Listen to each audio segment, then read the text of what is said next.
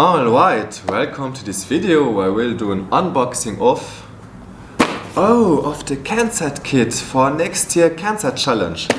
So basically that's a CanSat package provided by a Belgian company called Macoby.bi and it costs around 100 euros.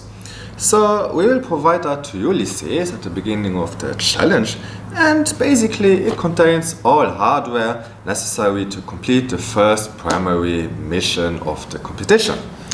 Of course, you will find a workbook called Pico Workbook, which contains a step-by-step tutorial to assemble and complete the first mission that you can find on our website called cansat.lu. That will be also in the video description. So let's open the kit. The first thing that you will see is a CanSat sticker for your teams, a sheet that briefly describes the content of the box and some technical information about the Raspberry Pico.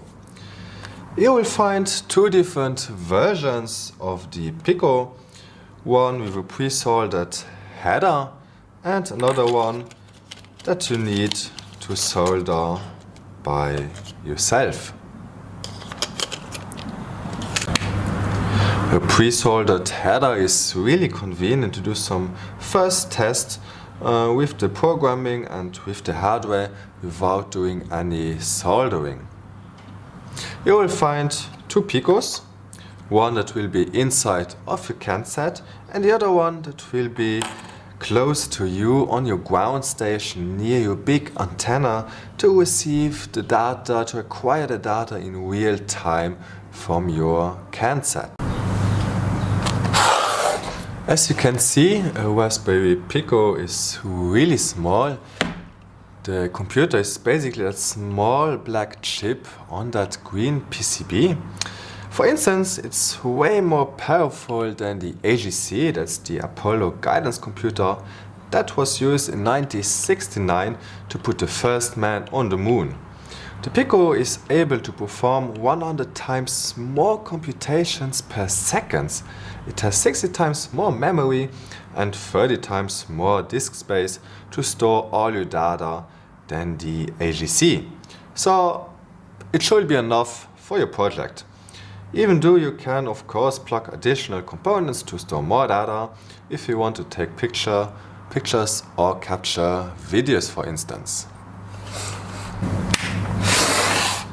The next element is a power boost charger which provides 5 volts to your Pico coming from a lithium battery. The power boost is useful to power your Pico without a laptop inside your CanSat, so it's really important. But it also recharges your battery in case if it's empty. Be careful, some of you might have different versions of this power boost.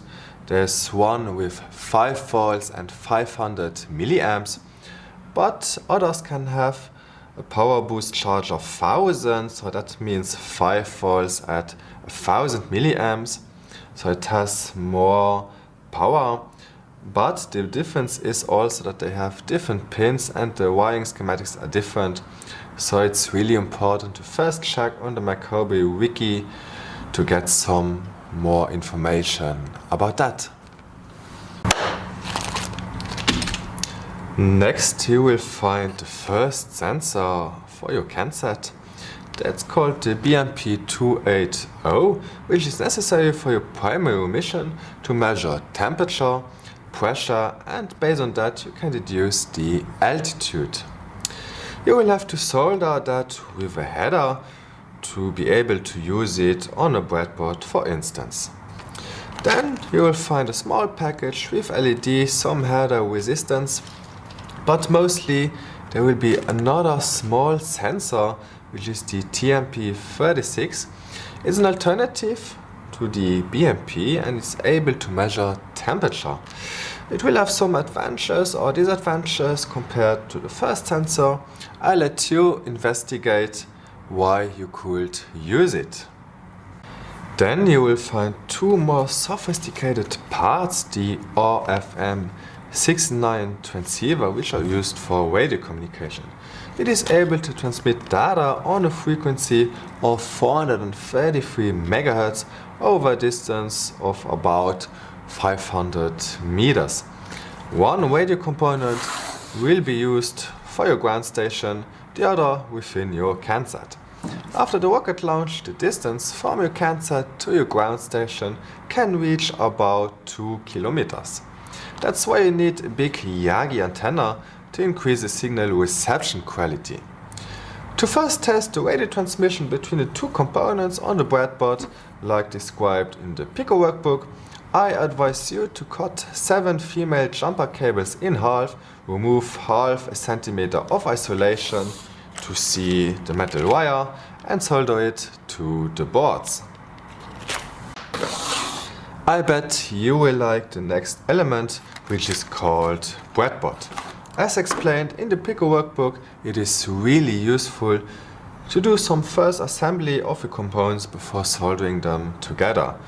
You will also find a micro USB cable to connect your Pico to your laptop and to program it. And last but not least, the last two elements are the CanSat base as well as the CanSat extension board. As you can see, you will find some descriptions on the CanSat base to help you identify where the different parts should be soldered. For instance, the Raspberry Pico should be soldered on the first side of your PCB with or without header as you prefer. The other side, for instance, you will find a marking for your power boost, which should be soldered on that side of your base. The BMP280 component should be connected to your GST connector with the GST cable, which you also find in the box. But of course, you can also choose to add the other temperature sensor, the TMP36, if you want. Then you will find an area called UX, means for external, which is there to solder your radio component. All the exact wiring of this component on the CanSat base are described on the Macrobi wiki page, which is also put in the video description. If you need extra space for your components, connect the CanSat extension board to your board using the ribbon cable. You will have to design yourself the elements separating the two boards to connect all of this. I really advise you to train yourself to solder headers on a prototype board like this before starting to solder components in the kit. It's not provided in the box, but I put a link in the video description if you want one. It's likely that you will need around 10 tries on that board before achieving a good soldering quality. Remember that a good soldering is essential for a working CanSat. That's it. Have fun building your CanSat with this great kit, and most importantly, be creative.